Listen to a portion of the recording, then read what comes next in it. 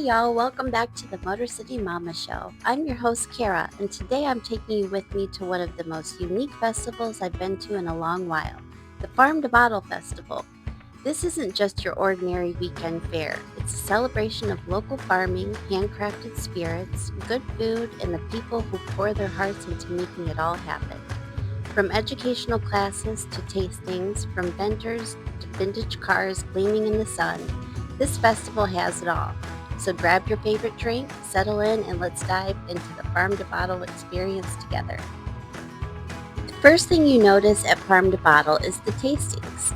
Local distillers bring their best moonshine, whiskey, rum, even some small batch vodkas and craft cocktails.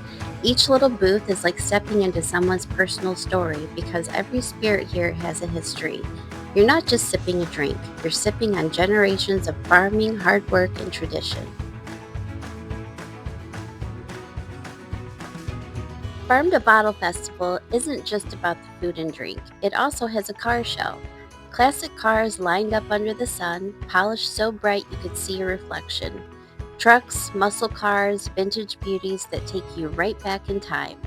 There's something about walking past those rows of chrome and paint jobs that make you slow down and appreciate craftsmanship. Not so different from appreciating a well-aged whiskey or a handcrafted jam. Both are testaments to patience, skill, and pride in what you create. There's something about standing next to a cherry red Camaro or a Ford pickup that's been restored with love that makes you appreciate craftsmanship in a new way. Just like with distilling, building a car like that takes patience, skill, and pride. Kids were pointing excitedly, parents were swapping stories about the cars they used to own, and the owners were more than happy to pop the hoods and talk engines. It was a different kind of fuel, but it fit right in with the spirit of Farm to Bottle. There were food trucks too, barbecue smoking in the air, wood-fired pizzas, even kettle corn popping away. You could taste your way through the festival one bite at a time, and each vendor had a story. Many of them were small businesses, families just like the distillers, pouring their hearts into what they create. I always say if you want to understand a community, eat what they make, drink what they distill, and talk to the people behind the counter. That's where the real magic is.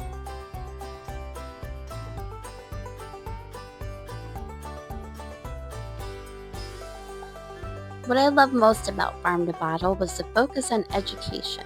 All day long, you find classes underneath the big white tent. It's how these classes bridge generation. Older farmers are sharing their knowledge passed down from their grandparents along young entrepreneurs just beginning their journey. It's a reminder that farmer, distilling, brewing, it's all storytelling, just in a different language. So that was Farm to Bottle, a festival that celebrates not only what we drink, but where it comes from and who makes it. Its tastings, its classes, its vendors and cars, but most of all, its community. People coming together to share, to learn, to enjoy, and to celebrate the journey from the farm to the bottle. And before we wrap up, I want to give a special thank you to Michael Bowen for his beautiful photography that helps capture the heart of this festival. His images bring these moments to life in ways words sometimes just can't. And don't forget to tune in next week. I'll be taking you behind the scenes of the bands, the contests, and the big main event, wrestling. You don't want to miss it. So until next time, cheers, y'all. Thanks for tuning in to the Motor City Mama Show on the Food Folks Fun Network.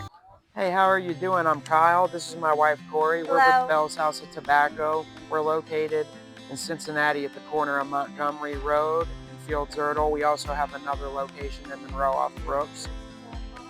Here you have some of the best cigars you can find. You have a mild to a medium to a full body.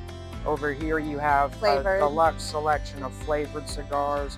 All of your Deadwood, Sweet Jane, Acid, Tatianas, everything you can think of. Being that this is a bourbon and liquor themed event, we got your Pappy Van Winkle cigars here, your Buffalo Trace, your Eagle Rare Reserve. We offer cutting, we torch cigars, we light them with cedar. I guess you One do the cigar I'm podcast and she smoking just right asked now if is she a knew more Grey than Cliff 5 minutes. Espresso. Is that okay? All If you right. come with me this way, Do you guys want to sit? it's one of the most Stools. unique and interesting cigars that we offer exclusively from Bell's House of Tobacco. Grey Cliff is an interesting story. For instance, this cigar right here. Oh, this is a great one. These are our Grey Cliff Espresso line. They are almost impossible to find on the internet and pretty much anywhere that sells them. They are made in the Bahamas. In 1962, when Kennedy bought his 1,000 Upmann Petit Coronas before he signed the embargo, Mr. Grey Cliff down in Cuba was about to have all of his tobacco plants nationalized and seized by the government, where 99% of his income would go to them and he would get, bread, basically. Yeah. Communism, right? We have it lucky here. We've been down to Cuba several times. We've visited where this happened, but basically when that went into effect and the revolution in Cuba took place, Mr. Grey Cliff said no. He packed up all of the tobacco plants he had there and the unique red clay soils that they grow in that offer the them so great. the Cubans. Yeah. And basically took these to a island in the Bahamas He put them on that he canoes. owns. He put them on canoes. And rode over to this island that he ends up buying. And put it there and established the Grey Cliff Estate.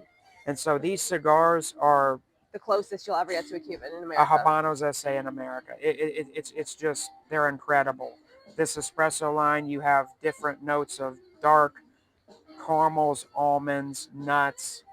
I mean, just vanilla overtones. It's a medium-bodied cigar, but when you pair it with a good stiff scotch or a bourbon or a whiskey, it lowers the intensity down a little bit to give you something very smooth. It's just, you can't really go wrong with it. No, this whole thing is an art form. You wouldn't even think about it, just seeing it. Oh, cigar. No. Yeah. People This who is make not, these are not artists. cigarettes that you just light for your nicotine fix. You're not even Cigars are about aromatics. They're about flavor. They're about depth. They're about history. They're about story. They're about things that people pass down to their kids and their grandchildren. About celebrations. Jose Padron right here. He was a Cuban exile. In Florida, he established, Padron Cigars as one of the most famous and well-known cigars out there today in the New World market. These are a Padron number 2. This is probably one of the most unique, other than Grey Cliff cigars, that we have at this event. Fantastic. You cannot beat the aromatics and taste that come off of that cigar. The Grey Cliff and that are probably tied. I don't know, honey. They're bestsellers. I don't know which one I would rather pick. But right now, yeah. Yeah, and so with cigars, you have everything. You have your Fuentes. You have these very smooth Perdomos. These are bourbon barrel aged for 10 years. And, there's everything here you can think of. You have your budget cigars all the way up to your high-end ones we were talking about. You have your full-bodied, everything here from Nicaraguan blends, Honduran blends, Dominican blends. Yeah. And to make it even more special, we provide a service free of charge where my husband cuts your cigar. Believe me, it is a whole process. It's a beautiful thing. And then he lights it with cedar. And he does that because Cuban cedar, Spanish cedar. It doesn't contaminate the cigar smell or smoke in any way when you're doing that. You never want to take a cigar and light it with a Bic or anything other than a good match, not a Home Depot match either. You want to take a really good match, like a J.C. Newman match that we provide to anyone that comes in. And you want to light it specifically so that you don't tarnish the taste of the cigar and you can get the true full flavor experience of having one. Yeah, we love what we do. Here. We love what we do. We have a smoking area back here for anybody that wants to come with their party or their mini family lounge. and sit. It's our lounge. In our store that's at the corner of Montgomery and Fields Erdel, we have a full service lounge in there. BYOB, be respectful, but we don't charge any fees or dues to come. Plus, we would have one of the biggest humidors. Yes, we do. It's open 7 days a week. You can come in anytime, 10 a.m. to 9 p.m. and enjoy a nice cigar, ventilated and air conditioning. And in the winter, you can come in as well, escape the snow, and enjoy a fine cigar. Yeah. So come on out to Bell's House of Tobacco for all We do your events needs. as well. Yes, we do. We do weddings. We do all sorts of stuff. We were called and invited to this festival in particular. By one of the founders, I believe, of Farm to Bottle. Yeah. He asked us to come down this year and have a setup done. So we pretty much grabbed a mix of just about anything from, again, mild, medium, up to full, and then the flavored ones for people that aren't really avid cigar smokers and just want the taste to go along with whatever they're drinking. Yeah, this You company know, is turning into a family thing, and we just know how tough it can be on the world, and having a little luxury, something that, just makes your day a little brighter, it changes people. So we really love what we do here at Bell's. Awesome.